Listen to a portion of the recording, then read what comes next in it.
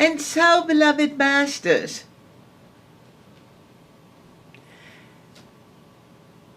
clarity,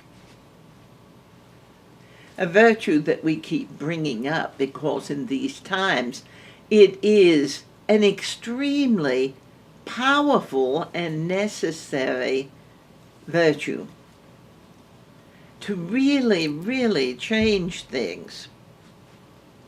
And vision, not I see with my eyes, but the vision that you as a master are carrying in your energy, that is in your DNA, that is a part of the imagery, imagination, and the passion to create. So clear vision can change the whole world. And certainly on the planet in this time, there is so much distortion that is being brought up from the bottom of the pond, so to speak, because people have stuffed what they didn't agree with, what they didn't understand, what they didn't know, what they didn't believe in. And it's made an energetic sludge. And all of that is erupting energetically from each and every human being. So, to be clear is to enter in to the holy temple within yourself. To become one with you. You personally, you individually are a world changer. And it's something that humanity has desired. The question has been asked for lifetimes. What can I do for the world? And the logical, practical mind suggested that it's got to be something really big. It's got to be something noteworthy. It's got to be something that captivates the attention of many people.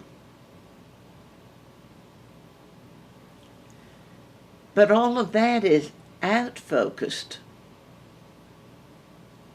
It's about what I see out there. So people say, I see what you're doing, and you really need to change that because the world is not getting any better by what you're doing.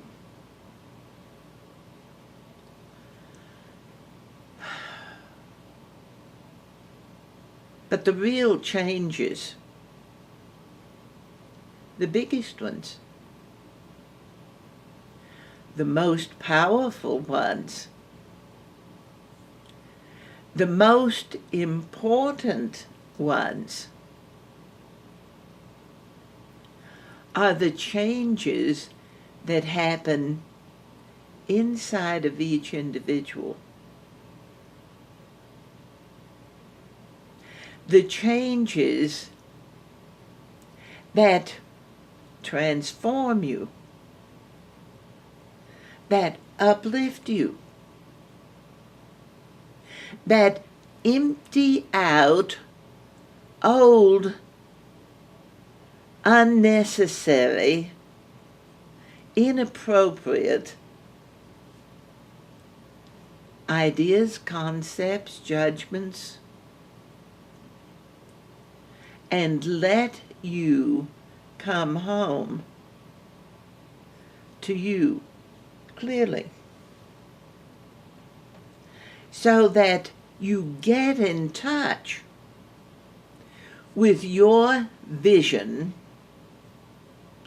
of the world. Your vision. Because that is how you are a world changer. You change your world.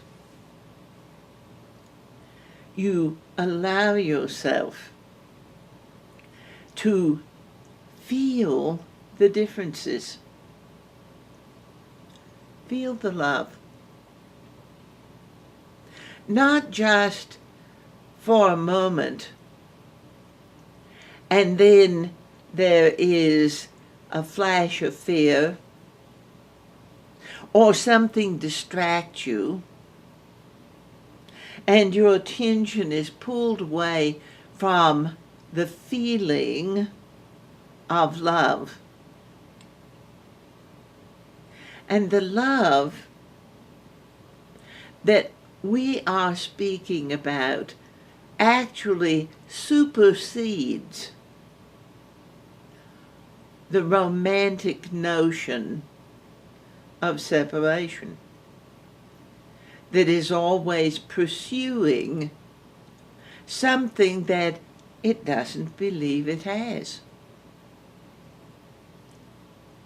So, in the world, as you look outside of yourself, there are people that are moving from relationship to relationship to relationship, looking for something they just aren't finding, with all these different involvements,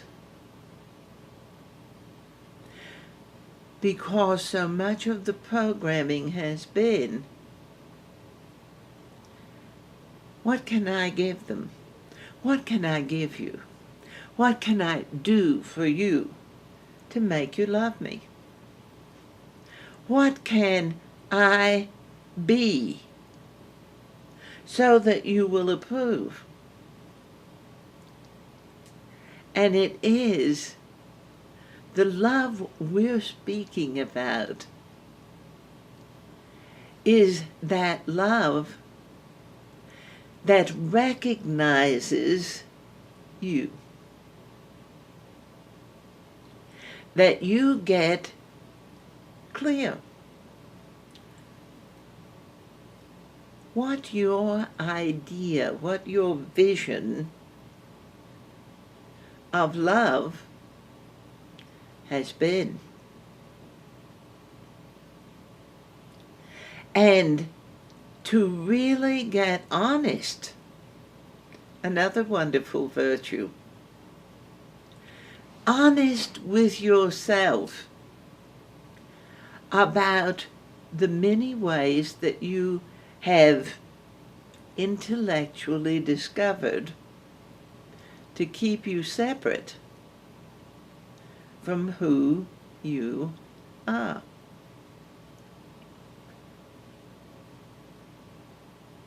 And that keeps the egoic emotional makeup right on the edge of conflict. So afraid that it isn't perfect, that it's ready to fight about its ability to do the right thing. But love even though it absolutely brings a life that the vast majority of humanity has not even considered could be. Love isn't about doing it right. Love is about that feeling within yourself of being pleased to be you, without having to ask anyone's permission. Is it all right if I am myself? And the clarity of vision that brings you to a point of recognition and understanding of who you are is so powerful, it changes your world. And as it changes your world,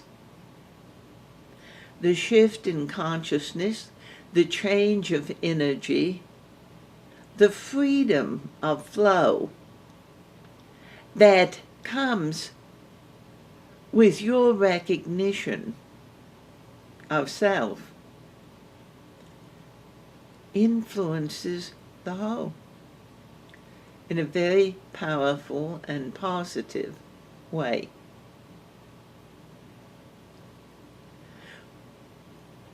Most everything about the illusion has been 180 degrees from true. And yet it's been brought forth, presented as truth. And there has been a lot of explaining. There have been great volumes written on the truth of the illusion. But when you find the truth within yourself, that feeling, quiet, calm, steady, that feeling is so profound.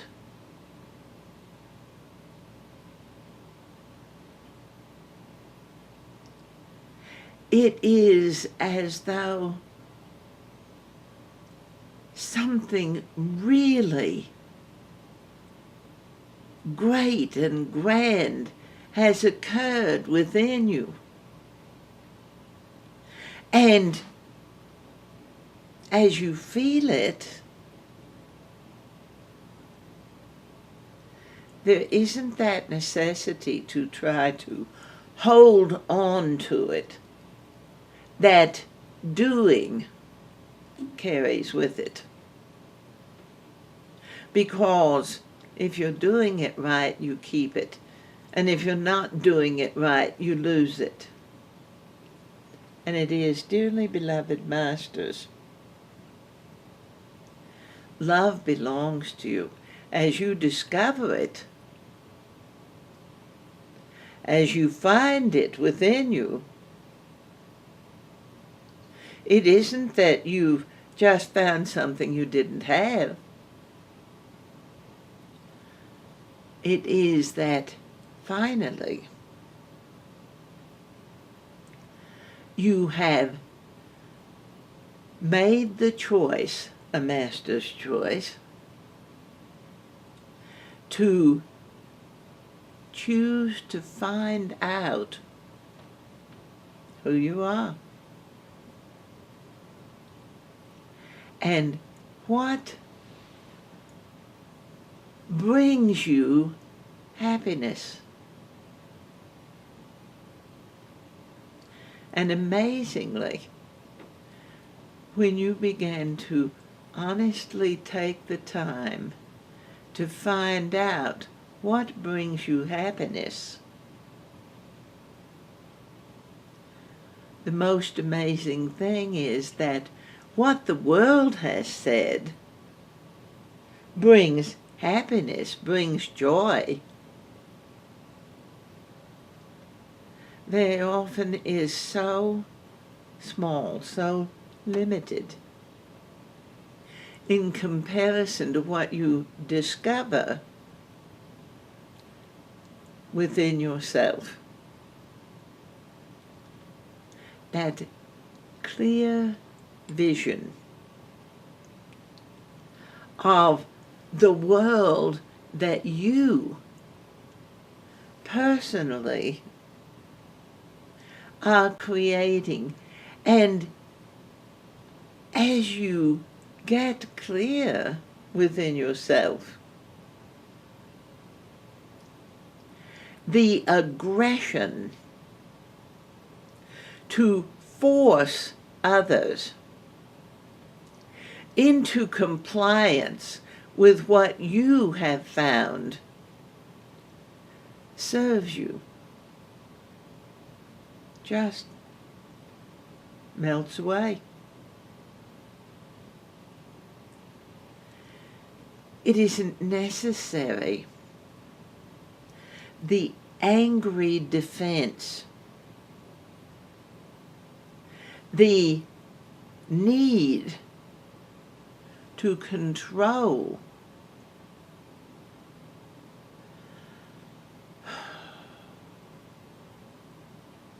is transmuted, transformed, transcended.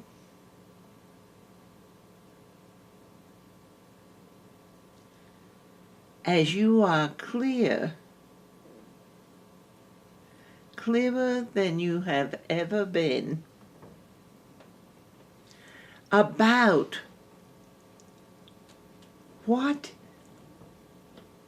is important for you, not what they are going to do for you, not how they need to change so that you can have the world you desire.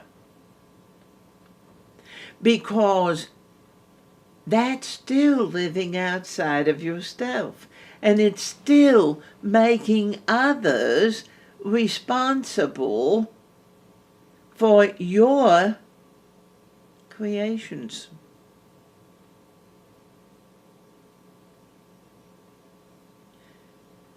They don't make you a master. God created you a master. They don't take away that mastery by telling you that they can't see it.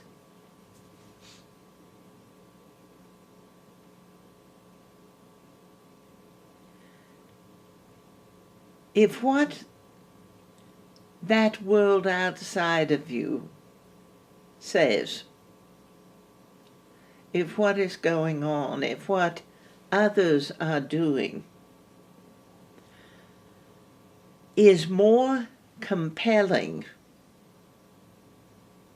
than your ability to care for yourself,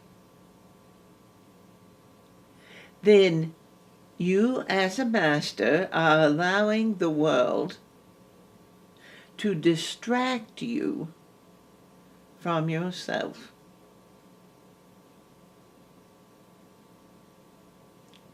And then there is that logic of blame. They made me do it. They kept me from it. They did it to me. They wouldn't do it for me. that has perpetuated separation for such a very long time. And the world, of necessity, requires that clear vision so that as you move forward,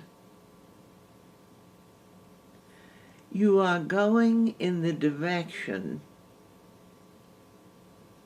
that feels divinely appropriate.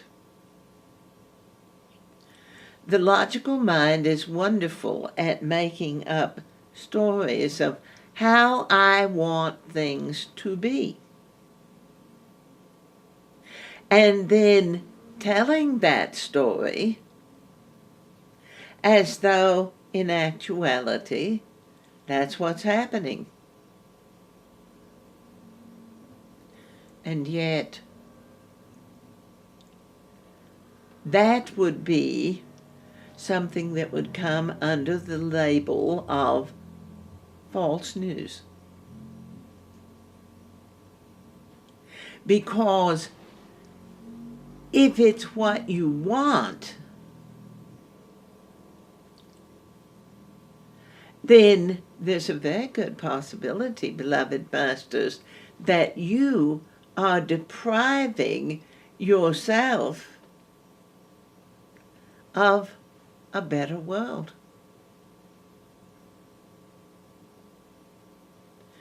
Because I want is two-dimensional. There are many times when I want doesn't even have that added element of the third dimension. I want goes flat very quickly. I feel into myself to discover who I am. I feel it. And as you seek to feel yourself,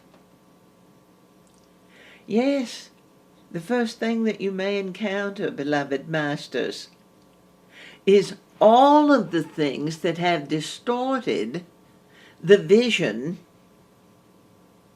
of what you would like to create and where you would like to go.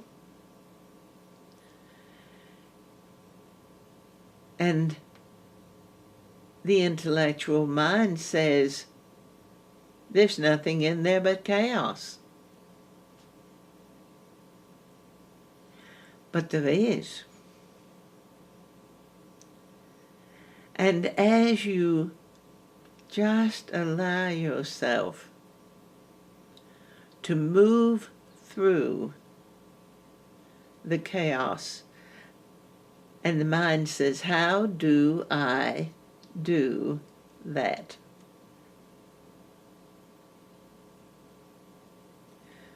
You look at the world and you see solidarity. Your physical body feels very solid. The walls of the house or the apartment where you live seem very solid. Windows and doors have been provided so that you can go in and out because you can't go through a wall.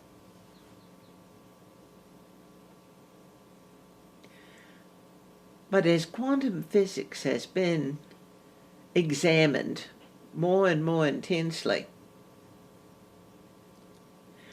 the truth is there isn't a lot of solidarity to any of it. But if you convince a world of logical minds that you can't walk through a wall, at least you have ensured a measure of privacy. And that illusion of privacy, because no one can walk through the walls, has created the windows and doors that can be locked. As though people don't have any idea how to unlock a door unless they have the key, the combination.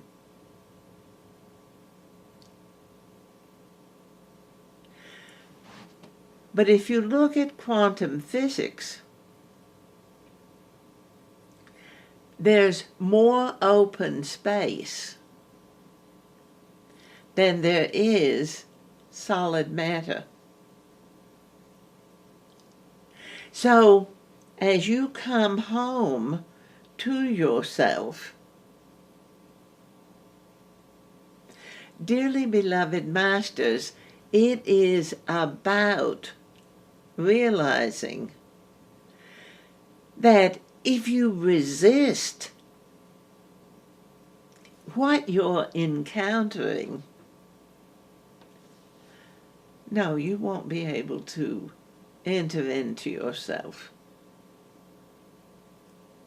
But when you allow yourself, let Spirit show you the way, Spirit moves in the open spaces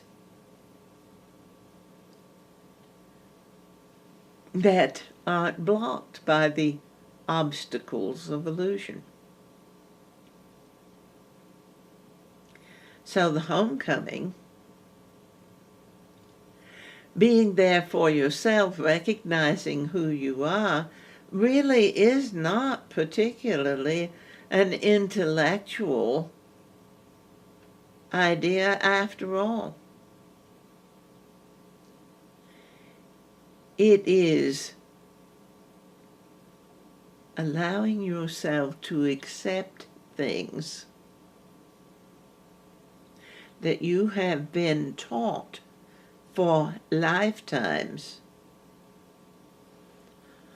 are exactly opposite of how they are. We keep saying this to ad nauseum. Things in this time are not as they appear. Because how life has been presented has progressively been more and more and more focused on density.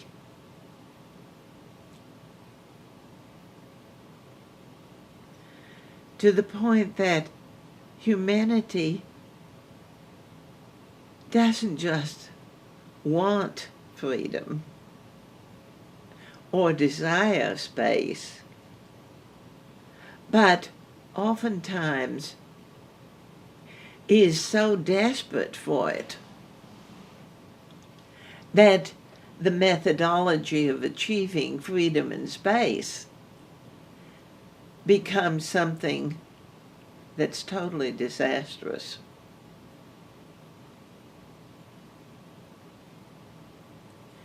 The need to be yourself denies who you are. But the willingness to find yourself, and you're not really going to find yourself out there, beloved masters, because that's why so many people take selfies. They want to keep reassuring themselves over and over and over, I exist in all of this. See, here's a picture of me with my friends. Here's a picture of me in my living room. Here's a picture of me with my latest outfit, my new hairdo. Here's a picture of me in my new car. I exist.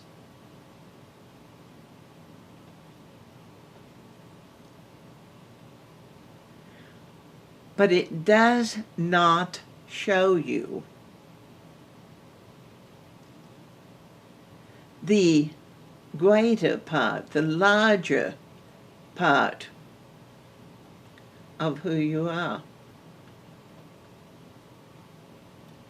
The part that only you can know.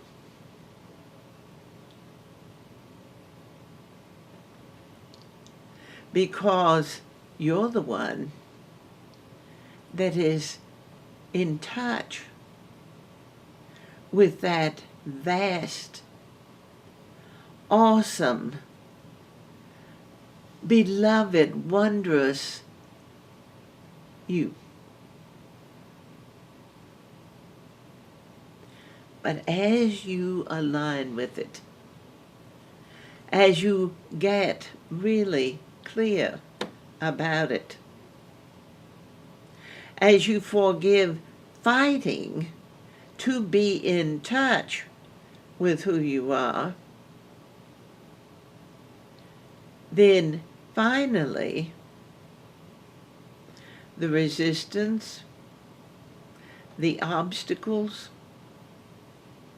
the limitations simply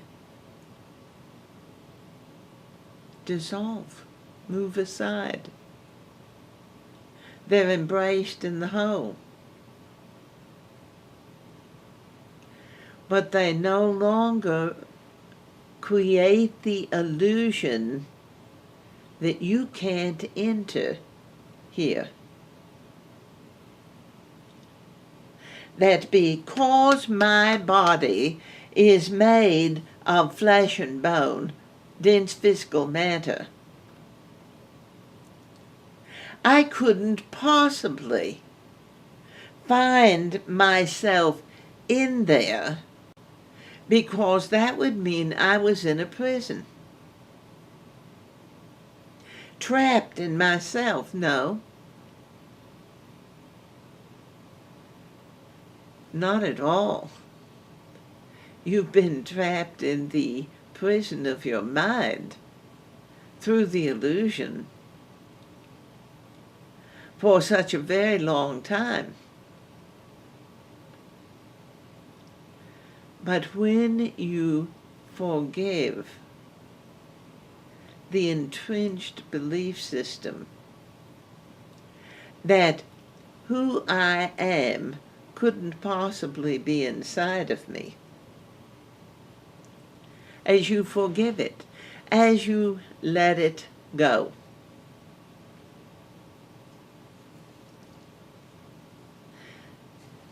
you feel yourselves new and different. You feel the clarity of a vision that can see you inside and witness what you are creating out in the world. World changers.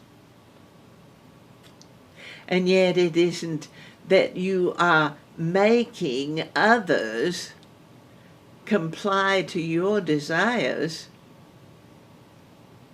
You are discovering, perhaps for the first time, what you really desire, what you're looking for.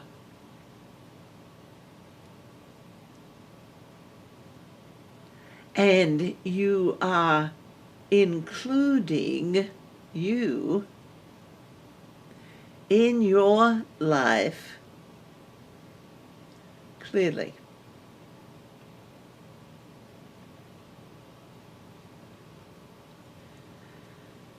So that you're connected you're grounded. You are solid with yourself. And interestingly enough, in that blessed assurance of being so connected with yourself, the intense emotional wounding that causes violent acts to take place all over the planet.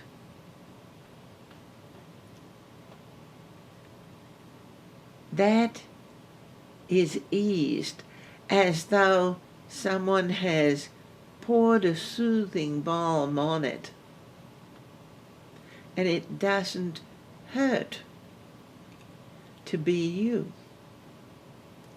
And your vision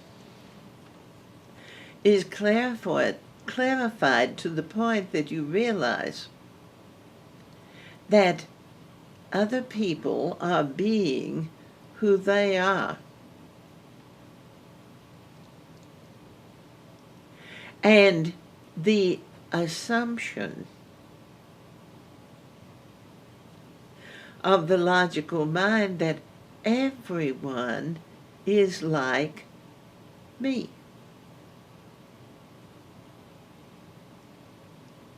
Because that's what you've been taught. That's the only way that things can be safe, is if everyone is like me.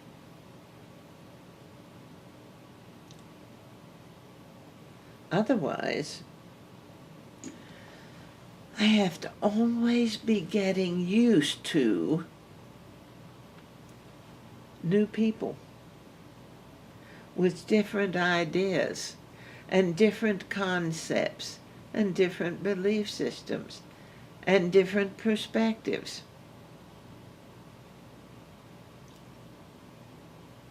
People I can't control.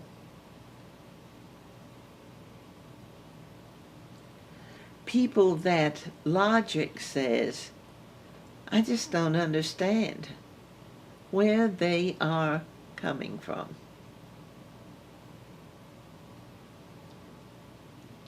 Because when you are coming from a place of rules,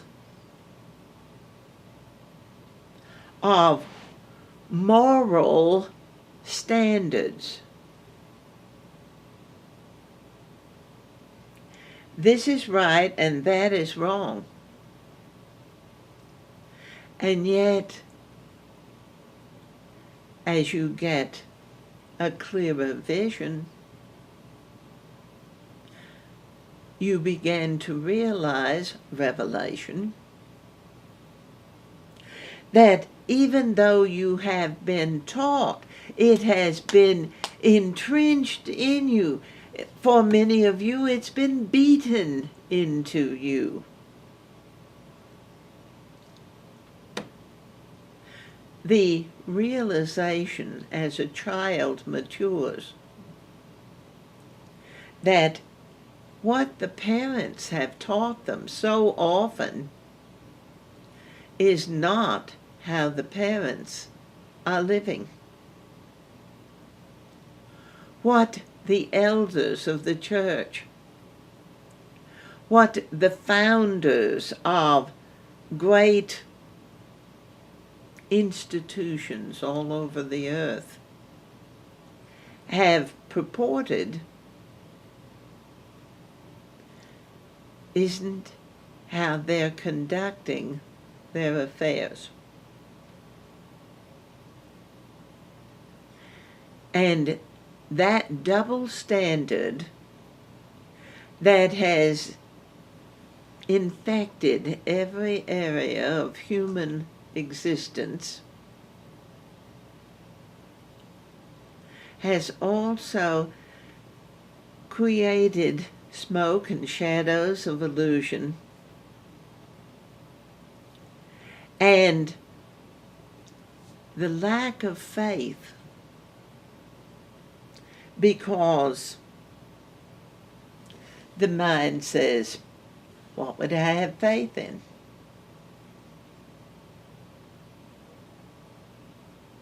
In a God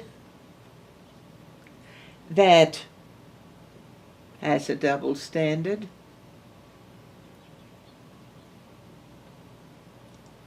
because in all of that imprinting, psychologically, the idea that God is like man, rather than in the beginning, divine creative principle designed humanity in its own image, in love, in beauty, in awesomeness, in an expanded capability of designing, and now we will just focus on the earth, a planet of wondrous cooperation.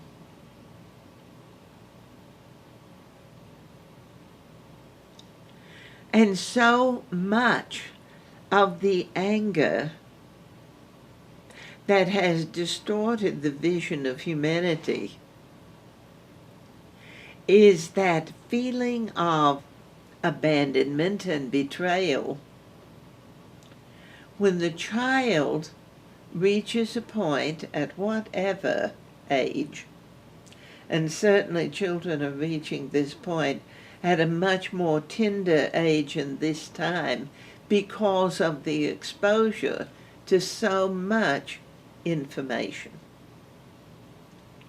But when the child realizes that those that are applying pressure for the child to give up who they know they are and fit into a very confining mold that logically is impossible. That's why we say, beloved masters, perfection is not an estate of the human condition, because humanity was designed by the divine to live in joy. And in the freedom to love self, and the freedom to love from the depths of self, where that connection with the divine is real and true. And when you live there, and when you feel that, and when you experience it again and again and again to reassure you, yes, this doesn't go away.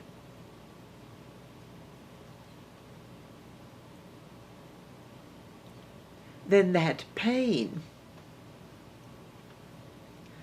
of just never being able to get it right, to never quite measure up, to never be good enough, to never be accepted, to always have that feeling within you that they, all of those beings outside of you, are playing a game, and they all seem to know what the rules are, and you just can't figure it out.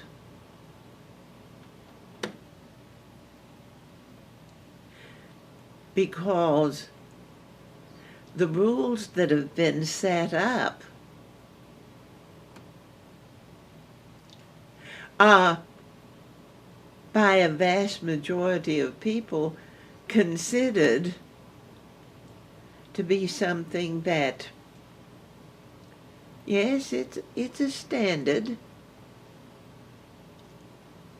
but I see it this way. So I will take the standard, but I'm going to change it a little to fit my prerequisites. And divine law doesn't demand that you fit in a tiny mold that keeps you controllable.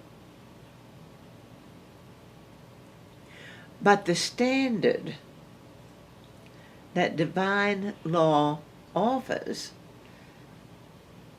allows you to live amazingly well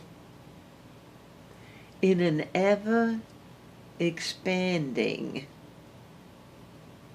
universe. In a world that isn't getting smaller all of the time, but that your personal world, based on your own delightful discoveries about who you are, your world gets bigger, brighter,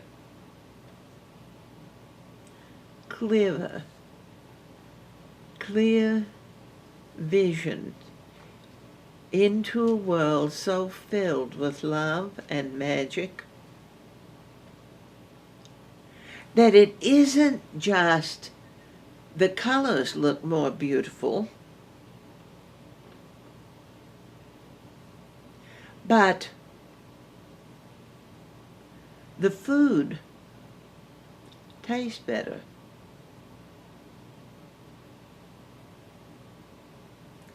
Because you're not only tasting with your mouth or your sense of smell, but you are feeling a new sense of purity, of alignment, of cleanness in the clarity. So that food that at one point in time you may have absolutely thought was the most wonderful food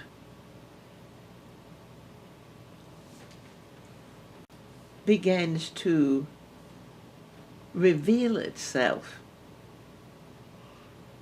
with chemicals that were to enhance the taste for those that were not in touch with themselves, with things that at one point in time were absolutely applicable nutrition for a body that was constantly doing heavy labor, that was working physically all of the time. When people arose with the sun and ate a huge meal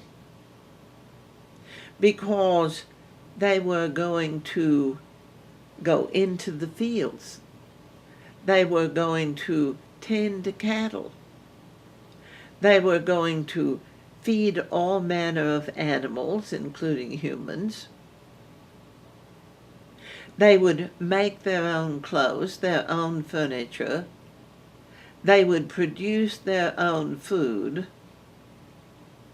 If they wanted to go somewhere, they either walked for miles or they rode in a wagon so that it might take a whole day to get to a place that in these modern times you could reach in a matter of moments.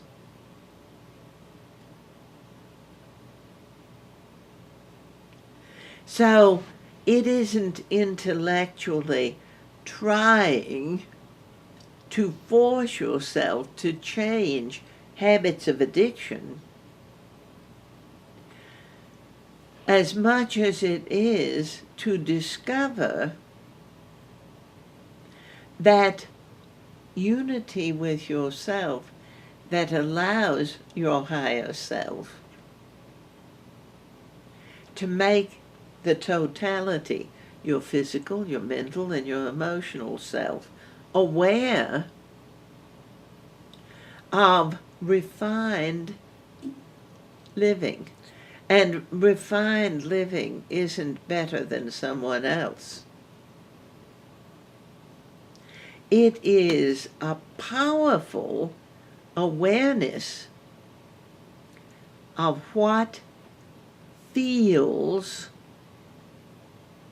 good and sweet and pure and clear to you. And there are many souls on the ball that if you would suggest that it might be a great wisdom to consider eating differently in these times, it is as though they will add another pound of butter to their daily food intake. They will drink that much more cream in their cafe. They will eat another steak just because there's been a suggestion that it might be for their best interest to consider, not force yourself to change, but consider, does this really feel good? Or is it simply habit? Does this really give me more energy, or does it make me feel heavy?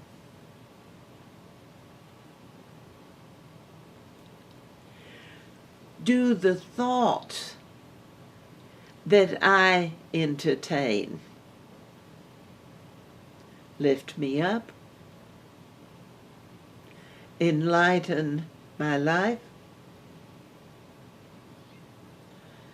or do they just contribute to a feeling of not belonging? Do they just contribute to being used, taken advantage of, put upon?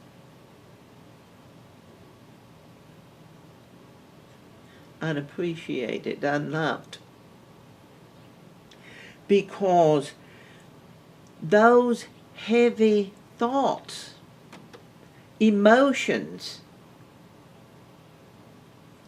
are rising to the surface so that everyone is experiencing them.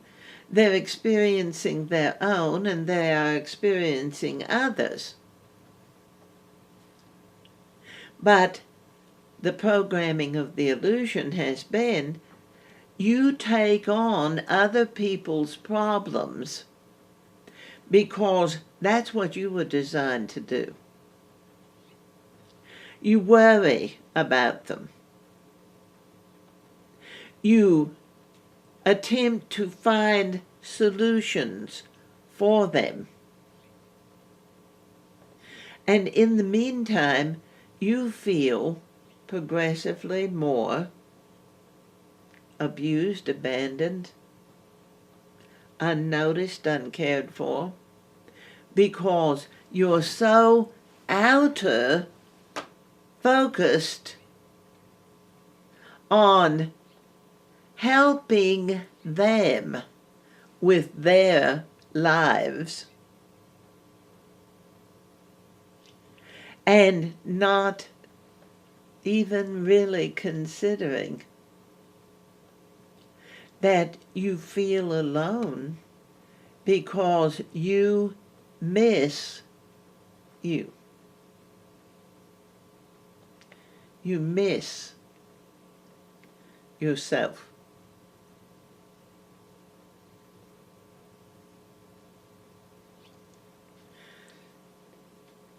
In the 1980s,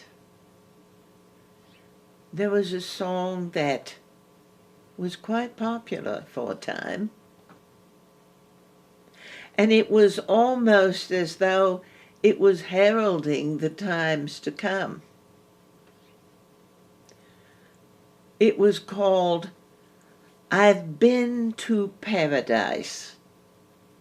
And the song is about a young woman who had traveled all over the world and done all the things that people are told give you a good life. The jet set and the fast track and the free love and the drugs. And if you get uncomfortable with yourself, you just get on a plane and go to the next place. So the song was called "I've Been to Paradise, but I've never been to me."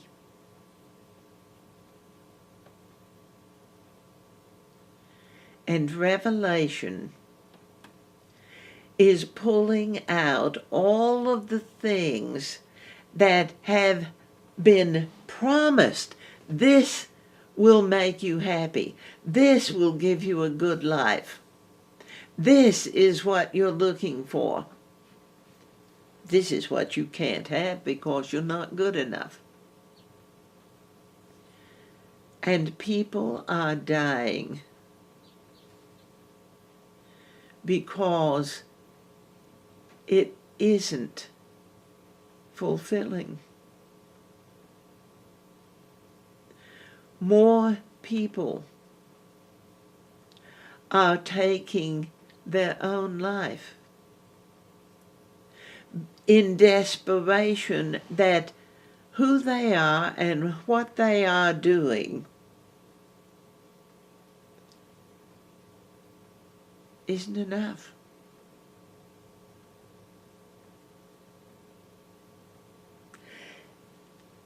And Revelation is bringing up all those old judgments of not good enough, don't measure up. If you were the right kind of a person, children here, adults here, if you were doing it right, you would have a different life.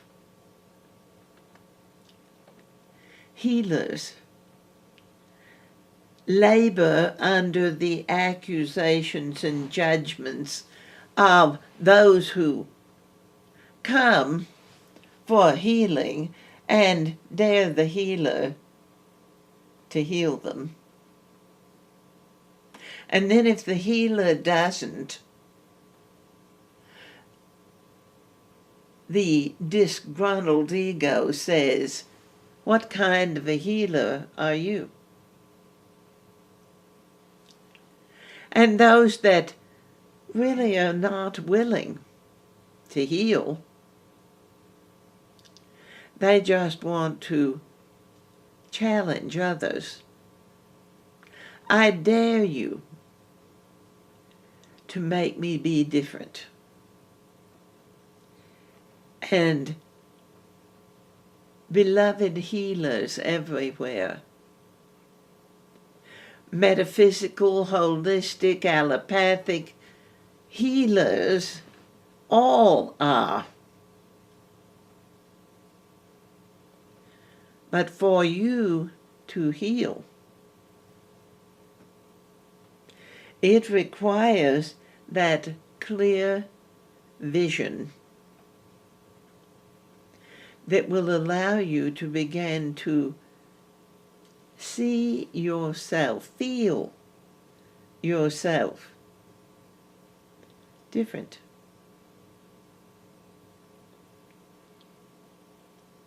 Because all of the things that humanity desires, those really good things, plenty of love, plenty of money, plenty of well-being, plenty of security,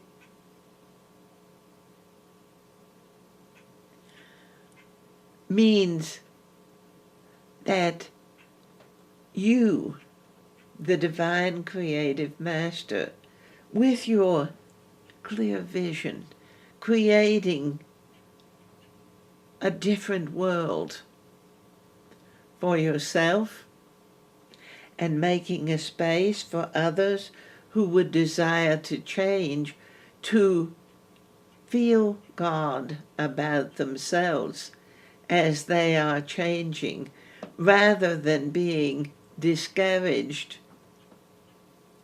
because their dreams didn't happen instantly and they didn't look exactly like they were supposed to.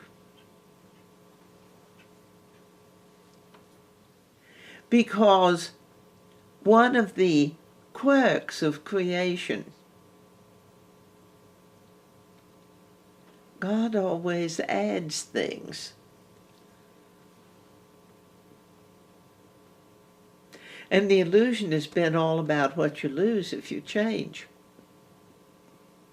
And the truth of it is, as you are willing to experience within yourself that clear vision, and it really is, beloved masters, what could be called a full body experience. You not only see, but you feel the energy. You may feel it on your skin, or under your skin, or inside your skin. Because as you let go of those old limitations, electronically, you upgrade. And the whole planet is moving toward quantum evolution. Bigger than the finite mind could even begin to consider. And therefore, compelling, attractive, inviting. Live more.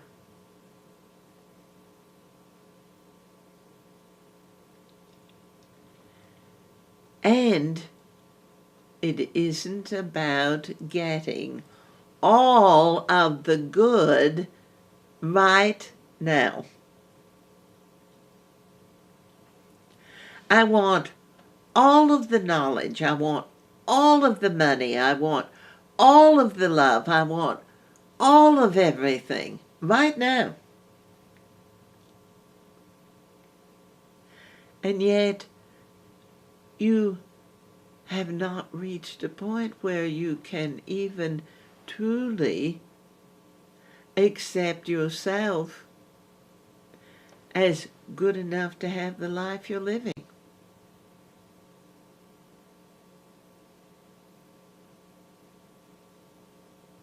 So I want it all right now, is literally the ego's way of frightening people away from their divinity, their mastery. God wouldn't want you to do that, have that, be that, says the jealous ego of someone who has set themselves up as a moral monitor. God wouldn't want you to have more than I do. God wouldn't want you to find yourself quicker than I do. God wouldn't want you to do it that way because that's not how I see things.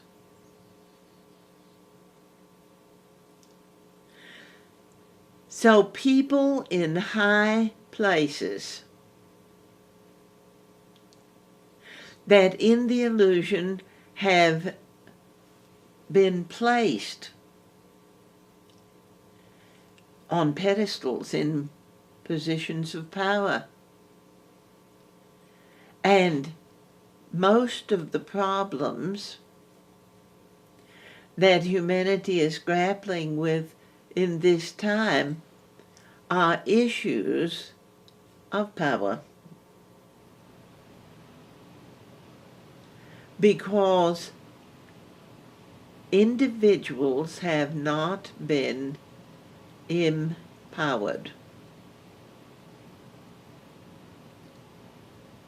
And the collective whole has been led to believe that there are only a few who have the capability, the intellect, the education, the understanding to say how everyone else must be.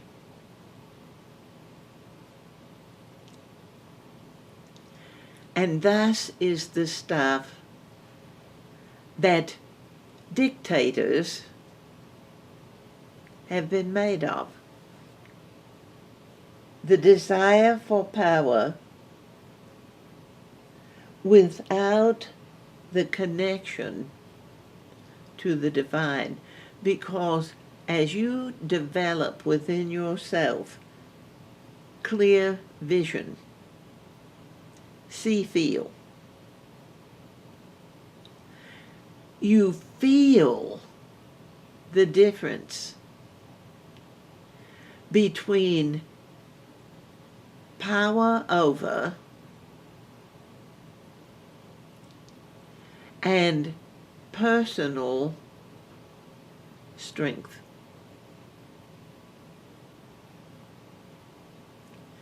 Not physical strength, not I can lift weights all day or I can run for miles, but the strength of your own conviction that will discipline you to stay with yourself when something is important, not to the detriment of others, and there is a feeling about that.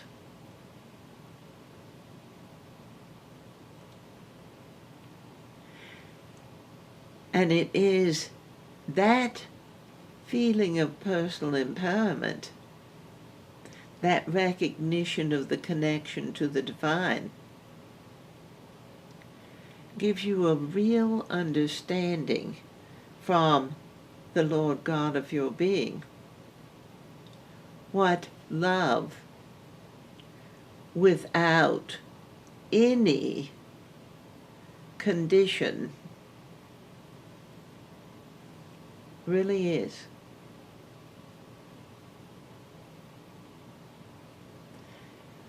And humanity is being brought to that place of seeing beyond all of the conditions that have been placed on a human life. And all the wars that have ever been fought have never clarified that internal connection, because all the wars that have been fought are based on who's right and who's wrong. And love without a condition says, I love you. I love you no matter what. I don't overlook the fact that things that you are choosing are painful and destructive to yourself and to others. So, unconditional love does not condone the right to be destructive, to be mean, to be cruel, to discount those that are not like me.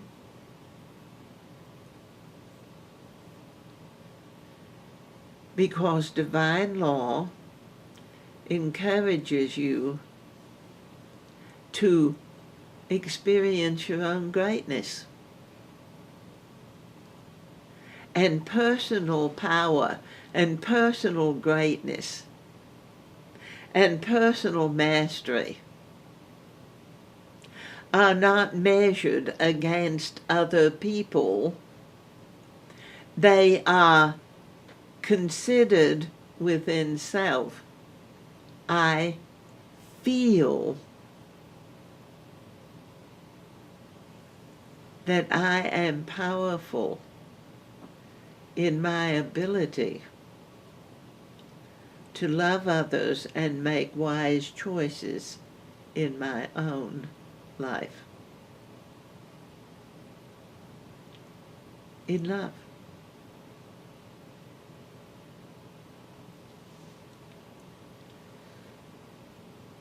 In the illusion, in all of the chaos of separation, the question has been asked billions of times. Why would a God that loves without a condition allow anyone to die?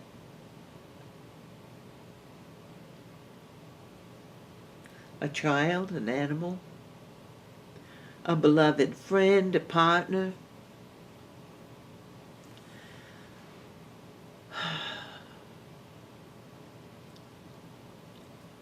And it isn't that God overlooks a death. It is that unconditional love didn't create death. Change? Yes. Differences? Absolutely. Diversity, which isn't a negative,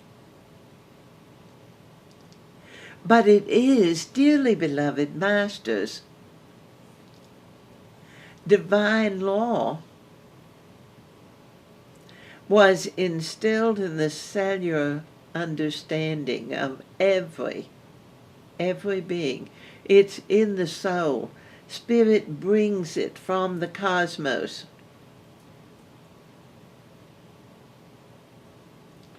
And divine law was that life is precious. And yet desperate people who have been so separate from themselves, who don't believe in a God of love,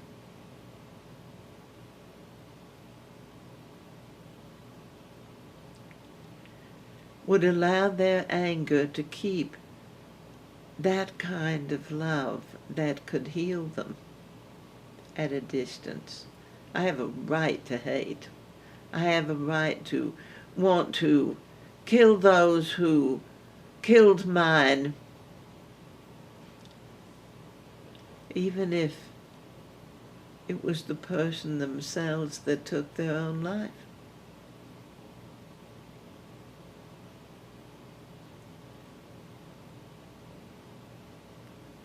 So clear vision,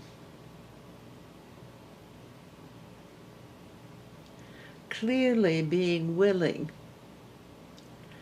not just to look at yourself,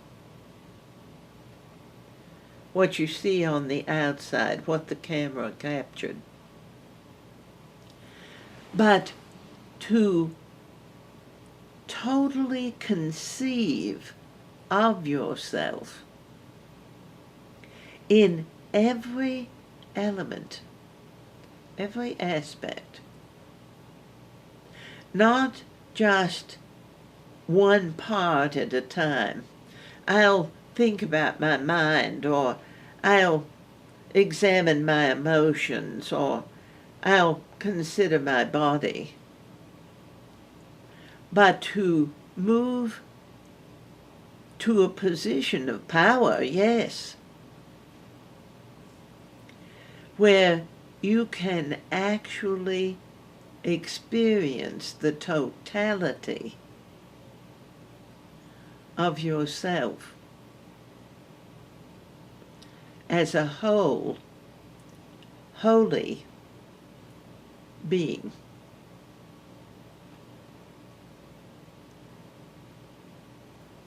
And as the ego mind wants to point out the flaws, because that is the habit that has been established so solidly for so long.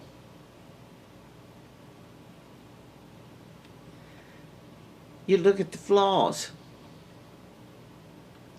and dismiss the possibility of being a master until all of those flaws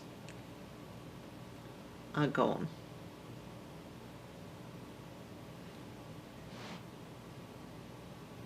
And it is, beloved masters, the clear vision of yourself. Feel yourself, experience the energy, the life force, the love, the wonder, the power potential, the creativity, the dreams, all at once, as a feeling so exquisitely mighty that the power that power mongers are seeking on the ball to rule the world becomes minuscule.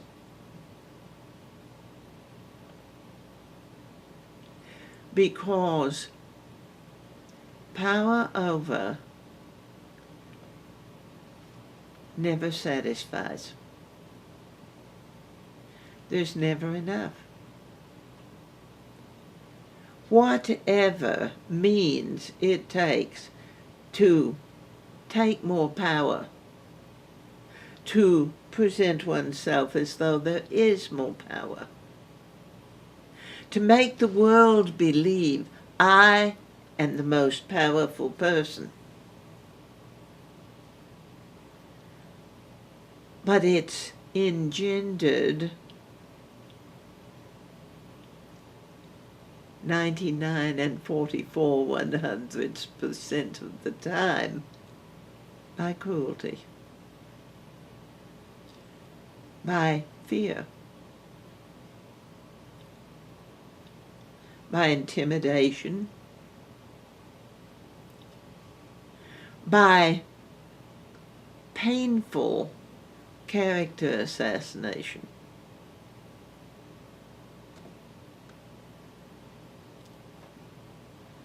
And those that seek the power the most have always proven to be the most wounded. Those who actually feel the worst about themselves. And in order to prove to themselves again and again and again, I'm better than they are, destructive conduct is involved. And to do unto others as you would have them do unto you, not do unto others as you think they're doing unto you, or do unto others as you see them doing, because that gives you a right to get back. It gives you a right to be a hero, because if the whole world is suffering and I destroy the tyrant, then that means I've saved the world. No, beloved masters, because each individual creates their own world. And you can create an act of martyrhood. You can create an act of heroism. Many people do, and they do it quite naturally. It isn't calculated or planned. It really is a willingness to allow unconditional love to flow. And more often than not, they're as shocked by what they have done as anyone else might be.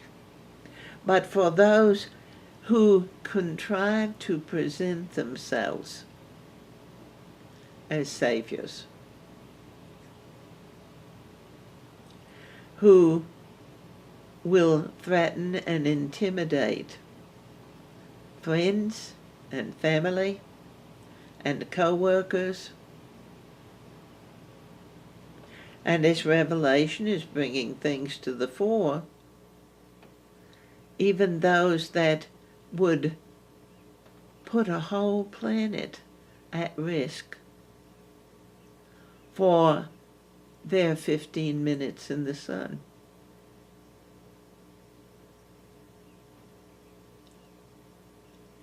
And each individual, so I'm talking specifically to you.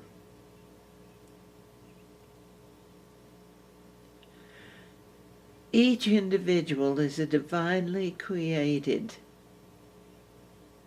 holy being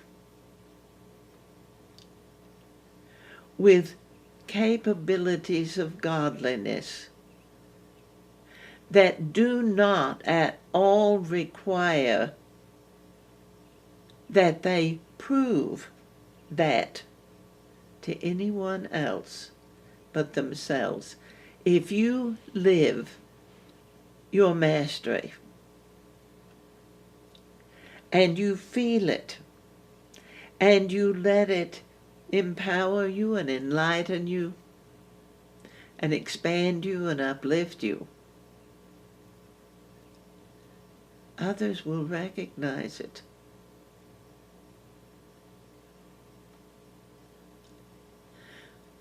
And it isn't you have to tell them, so they can see it.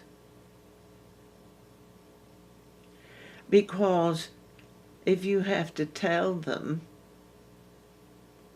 about your greatness and your works and what you're doing right, It simply, beloved masters, implies that there may be a doubt. Speaking from the heart. Speaking well of yourself. Loving who you're finding yourself to be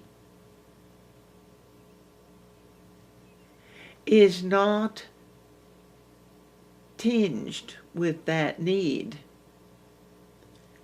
to prove some measure of superiority.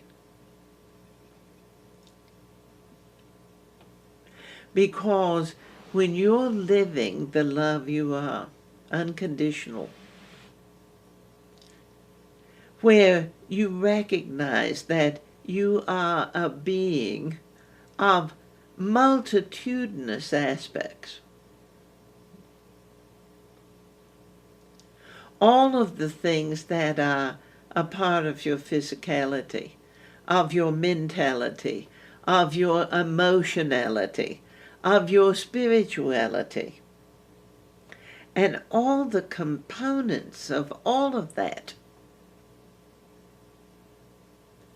and all of those ingredients that comprise your individuality, that make you special, not better, special. Special isn't a measure of better than or worse than. Special is an indication of your uniqueness, your ability to be one of a kind and belong. Because the issue that has come out of separation is everyone wants to be themselves, which makes them unique. And everyone wants to belong. And the rules of separation are, if you want to belong, you can't be yourself. And parents will tell their children what they can and cannot show the world.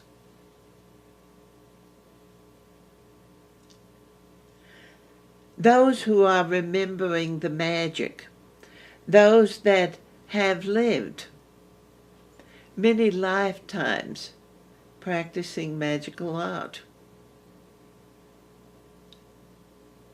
But the magicians can't show their magic to others because what would the non-magical people say?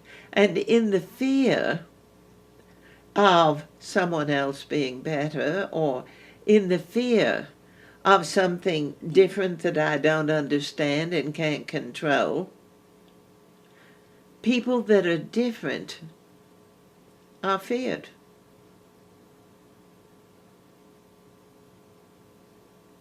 And there is pride in the differences, but when that pride becomes a weapon instead of a sacred trust, it simply drives another wedge that keeps separation going.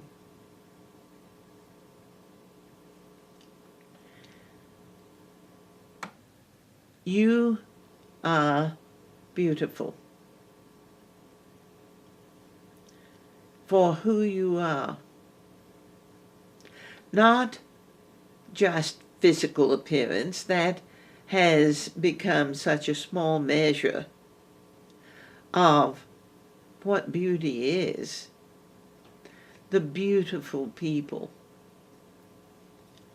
And yet,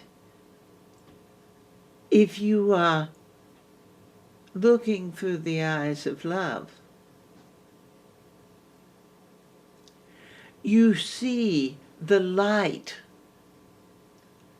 of a soul shining through the eyes, through the face.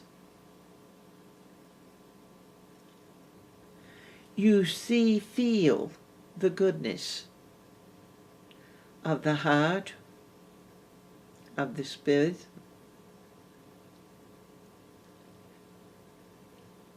But even more valuable, dearly beloved masters, you recognize it in yourself.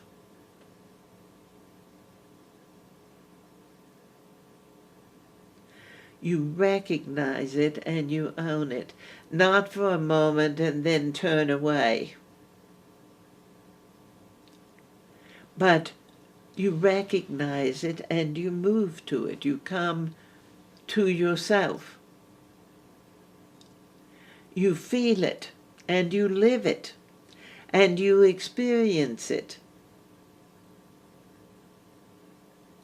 And you experience life in facets of life that you didn't even know existed.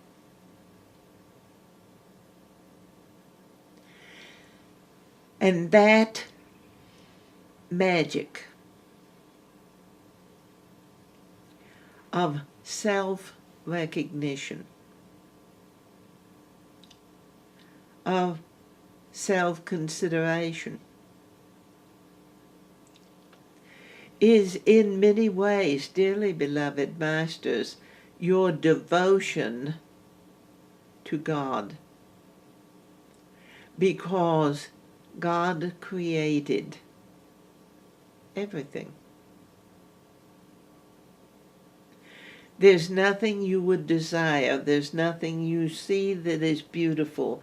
There's nothing you experience that is impactful. And yes, the illusion says bad things, terrible things. But the truth of it is,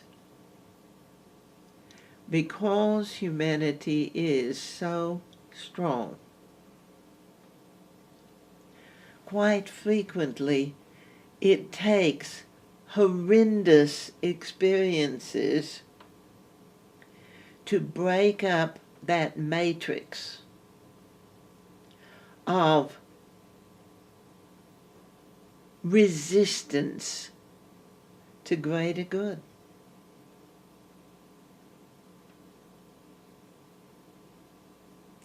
And it's time, dearly beloved masters,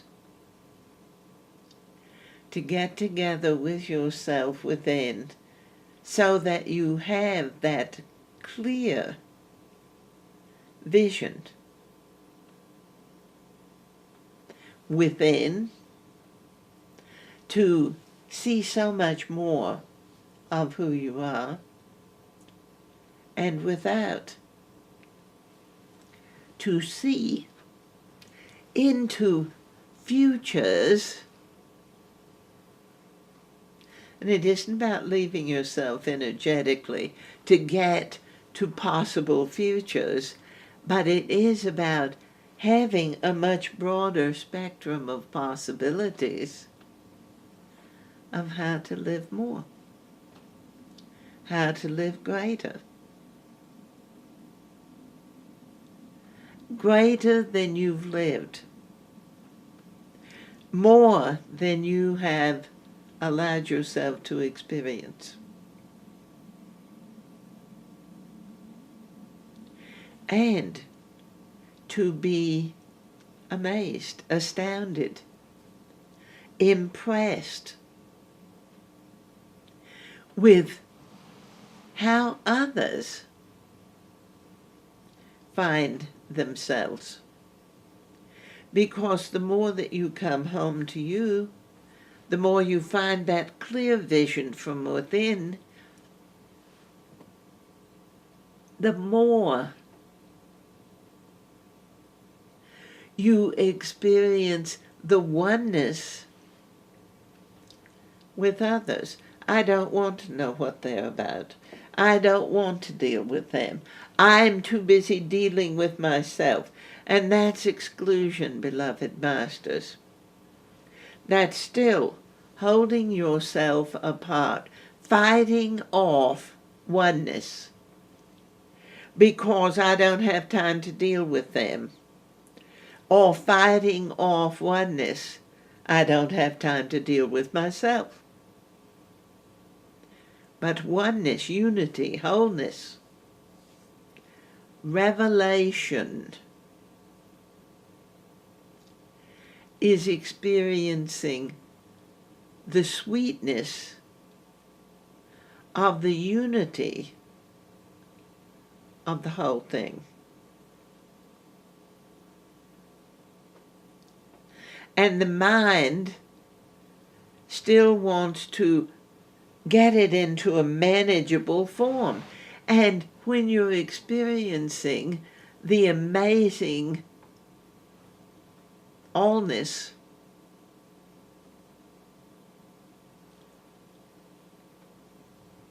it simply feels like hope. It feels unlimited. It feels like freedom. It feels like more.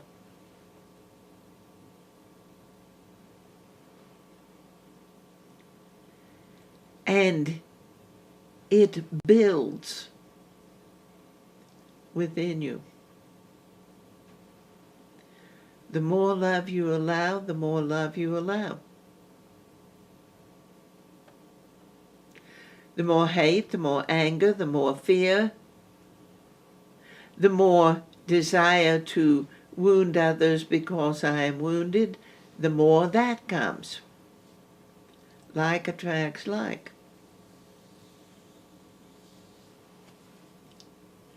But it is that through the Spirit,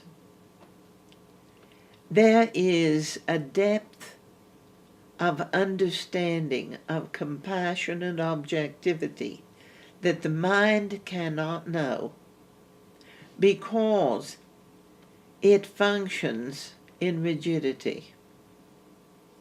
It functions in minimal. It functions in smallness, in lack, in loss. So no matter how vast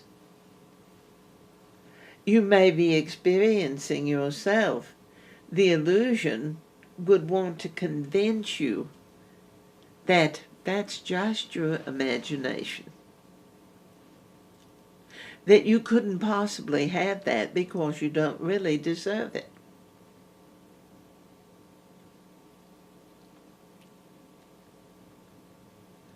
All of the name-calling and finger-pointing on the planet,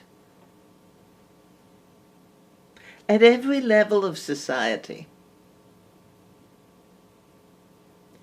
is challenging the mastery of each human being. Anyone can fight. It takes courage to be aligned with self. Anyone in anger can simply step away from what they would hope others would give them and shout epitaphs and say the most cruel, heartless, indifferent things. very often to those they love the most.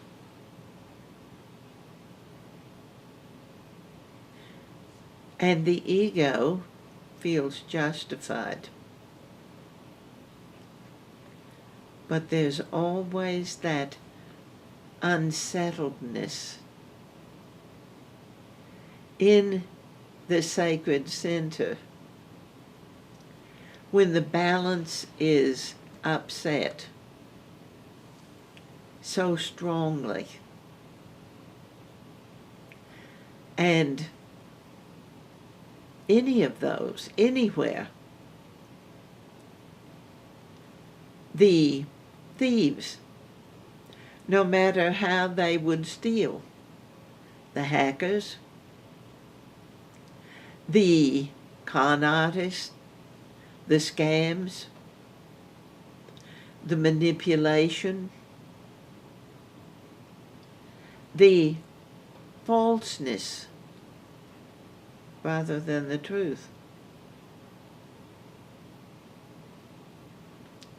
And yes, it's been spoken about in the book of Revelations.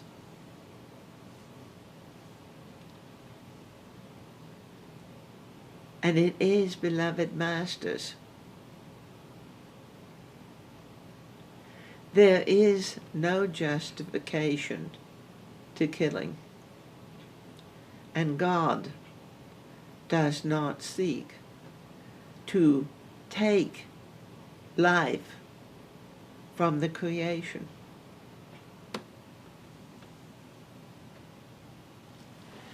So, dearly beloved masters, whether it is killing with a word, with a gun, with a bomb,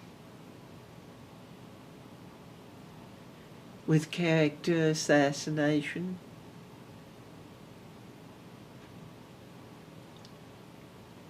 it's always magnified to the perpetrator. So the intensity of justification that the ego mind may grant, I have a right to do these things to them because they have done them to me.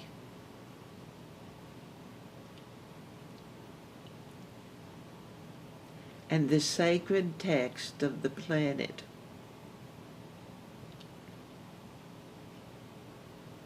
admonishes humanity to forgive. First yourself. First yourself. Not to look for and make a list of flaws and I will forgive these one of these days. But it allows you to keep holding those judgments against yourself, which then allows you to keep holding those judgments against the world.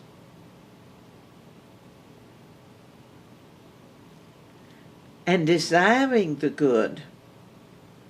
I want a better life, and they have a better life, and I don't understand why I don't have that kind of a life, because you cannot live in separation and resistance, in judgment and hatred, and recognize the kind of a life that you would desire when it comes to you. You can see it when others have it. But as it becomes yours, the recognition becomes much more a feeling, an experience, rather than an observation of a concept.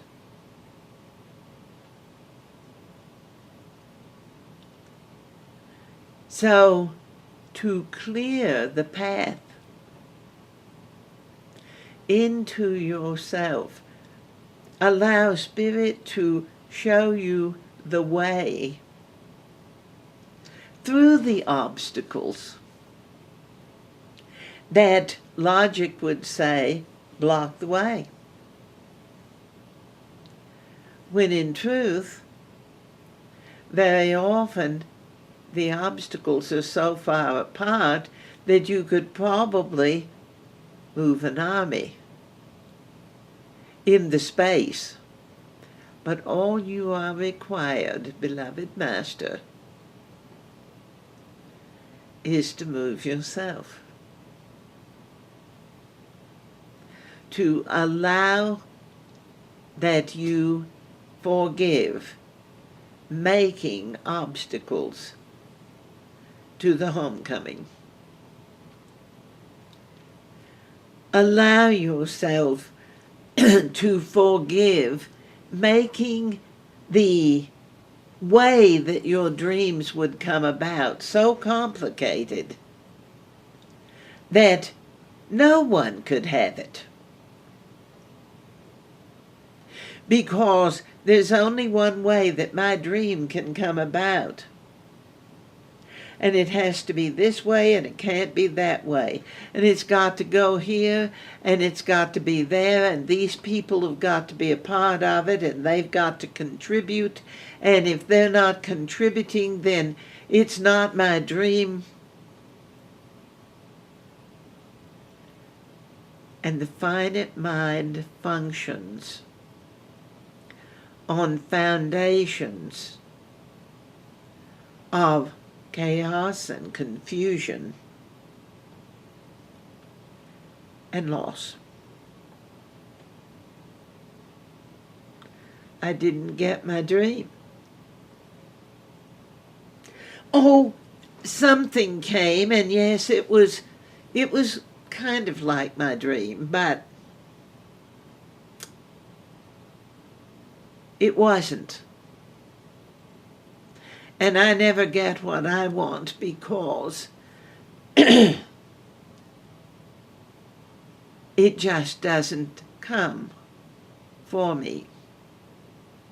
And honestly, the reason it doesn't come is because it didn't come the way I thought it should. So, as you have a goal, a dream, a desire, allow Spirit to help you clarify the vision, to perhaps help you to feel where you may still be creating roadblocks that would prevent you from achieving the fulfillment of you. The power of the master that you are, that requires no excuses, no defenses, and no explanations. Because as you're living your spirit, there is such a sweet sense of being loved, fulfilled, cared for, attended to, blessed.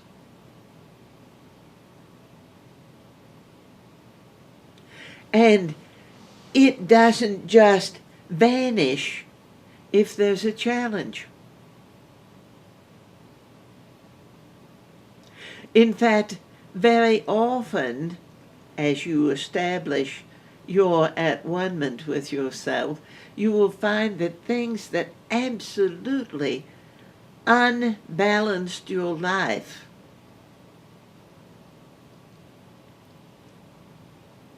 are simply something that you make note of. Yes, there it is. But it doesn't have the power over you as you connect with all that you are.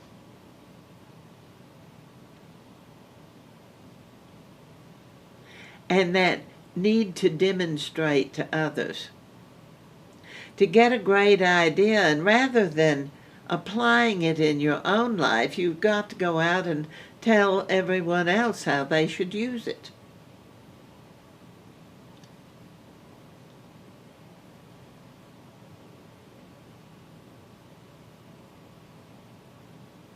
I want to teleport, so I'm going to teach everyone how to teleport. Have you ever teleported? No. Do you understand the theorem? No. Do you believe you can?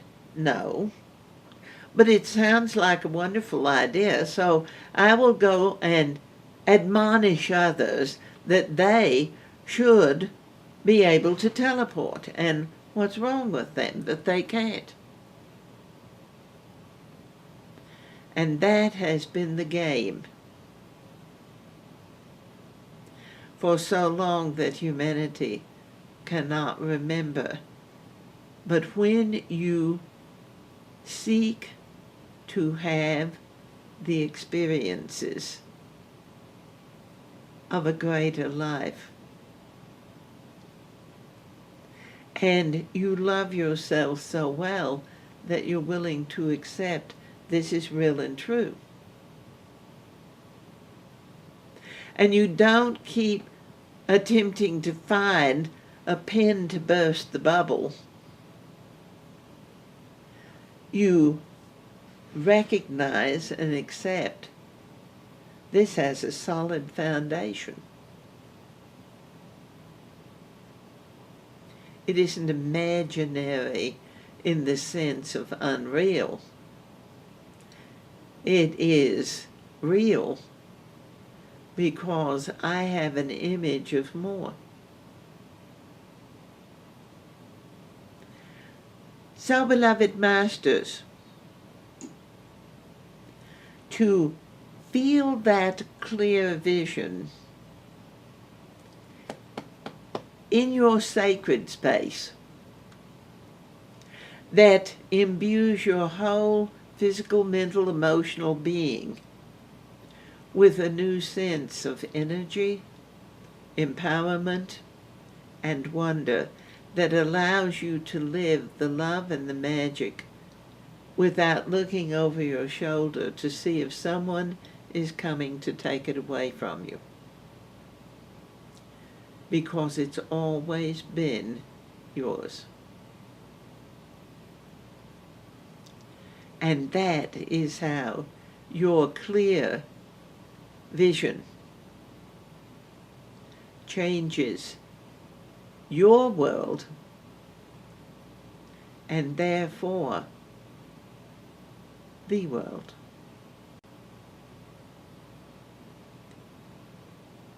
In love. And we are with you in that love forever.